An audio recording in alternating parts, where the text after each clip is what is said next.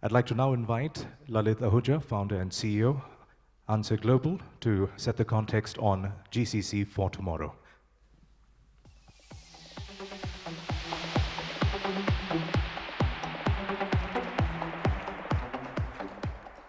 Thank you, Debjani. That was a very fascinating and thought-provoking context setting for what this conference and the next 2 days are going to be all about. Um, I first did I did my first GCC about 25 years back, and I guess one of the things that was missing was the ecosystem that Debjani was talking about. And in 2019 and the ninth edition of the GCC Conclave, it's amazing to see how the GCCs have continued to progress and meaningfully contribute to the industry in terms of growth, enrichment, and global dominance. GCCs are now a mainstream operating model for enterprises worldwide, and they have successfully demonstrated how you can leverage talent to drive the survival and the future-proofing agenda of enterprises. The new business case for the GCCs is here. As we see the world becoming increasingly Amazonized, we are in the throes of an incredible digital revolution. Call it the Industrial Revolution 10.0. And the profound of what this revolution is going to be all about is going to be massive. We're going to see rapid adoption of some of the newer technologies, AI, RPA, IoT, AR, VR. The world is changing at such an amazing pace. But I guess what's more intriguing is the fact that the adoption rate of some of these technologies is changing even faster. And the GCCs have an amazing opportunity to be at the center of this change that will literally engulf the entire world. You don't need a crystal ball to predict what the future of GCCs or what the new GCCs are going to be all about. But I'm going to bet on 8 defining trends on what GCCs of tomorrow are going to be all about. The first one is the whole notion of the diminishing distance between the GCC and the enterprise. At some point in the very foreseeable future, it'll be hard to tell where the enterprise will end and where the GCC will begin. And the day is not too far when the GCC would be the enterprise, right? So that's the word we're getting into. We're seeing, the center of gravity of many of the enterprises shifting to the GCC for many of the reasons that Debjani alluded to. The second interesting trend is going to be the fact that size will not matter anymore. We know of a number of low hundred size GCCs operating successfully. There was a time when if you were not a few thousand, you couldn't provide career paths and there was no way you could be successful.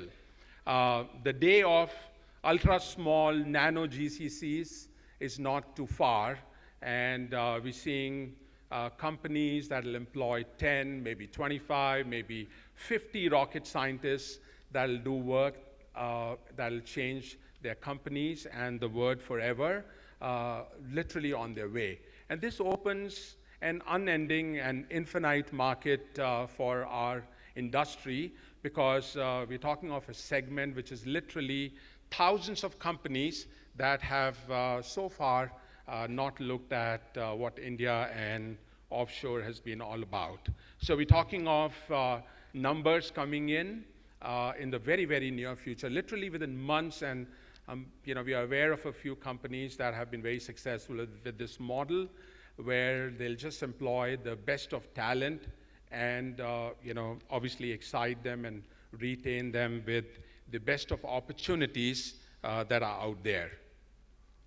The third trend is, again, what Debjani alluded to, is the fact that GCCs will become platform for rapid adoption of some of the trending technologies, whether it's RPA or automation or digital or cloud, it's here. I mean, there's no way that the companies are going to be able to leverage their home bases to serve the demanding needs for growth and future-proofing of these enterprises.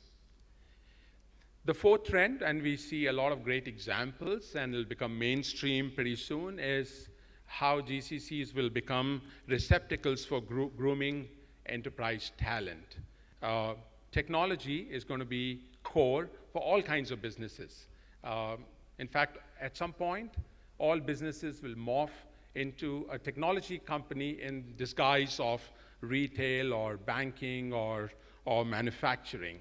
And that will require companies to take initiatives to build, to groom the new breed of enterprise talent, and GCCs will become the powerhouses for such talent and leadership.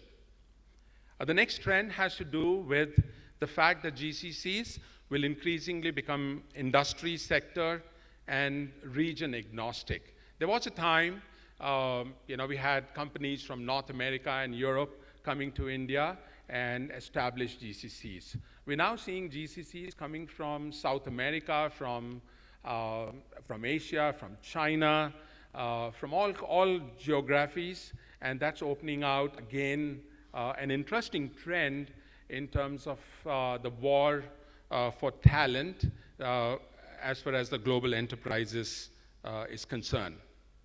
Debjani spoke about innovation.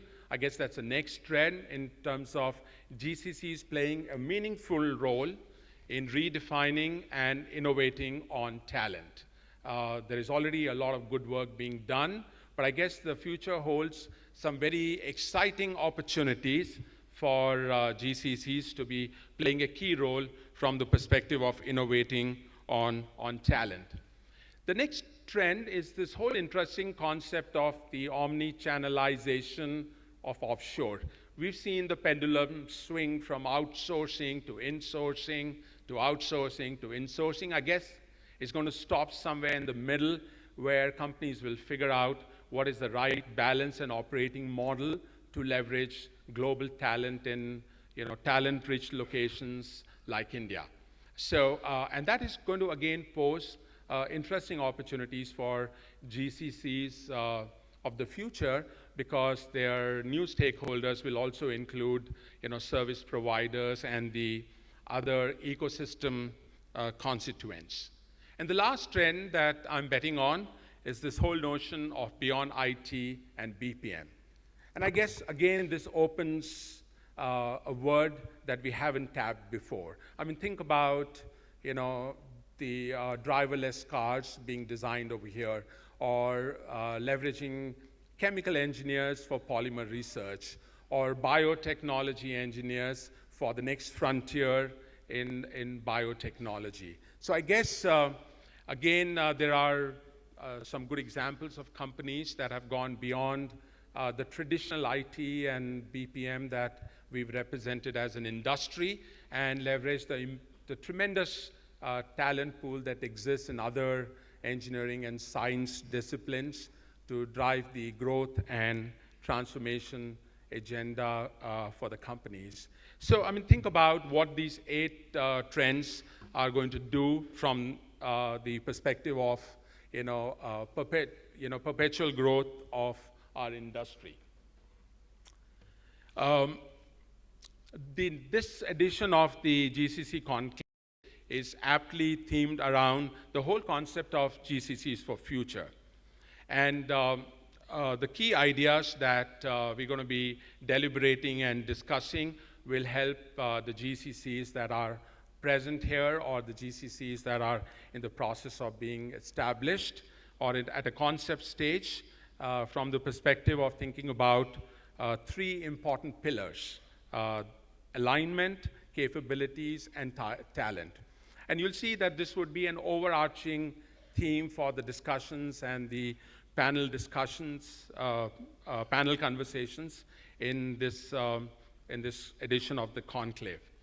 The whole notion of alignment is around ensuring that we do a fixation of the operating model of the GCCs so that it's aligned with the business and operating priorities for the enterprise. I guess a more important consideration in light of the perpetual changes in technology and business paradigms is going to be how to create an always-on, a real-time capability from an alignment perspective. And how do we ensure that the GCCs never go off the rails when it comes to staying aligned closely with the enterprise business priorities?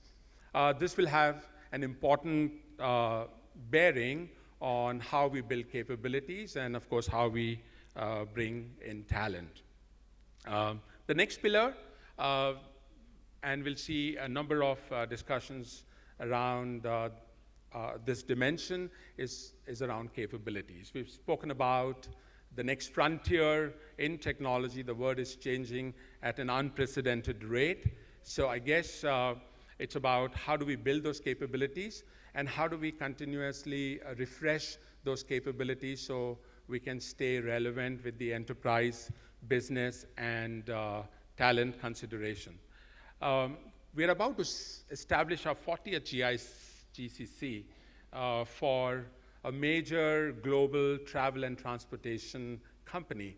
And some of the themes that are coming to India include the convergence of AI and analytics, convergence of AI and automation, and convergence of AI and digital. So it's amazing to see how companies that have already conquered the digital and analytics and automation game are now looking at the next frontier, which is intelligent automation, or the intelligent digital paradigms. The demands on the GCCs establishing capabilities to meet some of these requirements are going to be phenomenal. And I hope that you're going to benefit from some tremendous content that has been lined up in support of the talent capability dimension. And finally, the last dimension is around talent. We can speak forever, and I guess that's the most interesting part of being a member of the GCC community. There are unending demands in terms of keeping the talent relevant to the business demands of the organizations, and of course the changing strategic priorities for the organization. So again, two dimensions to it. How do we ensure that we staff some of the GCCs of the future with talent that will support the growth and transformation agenda?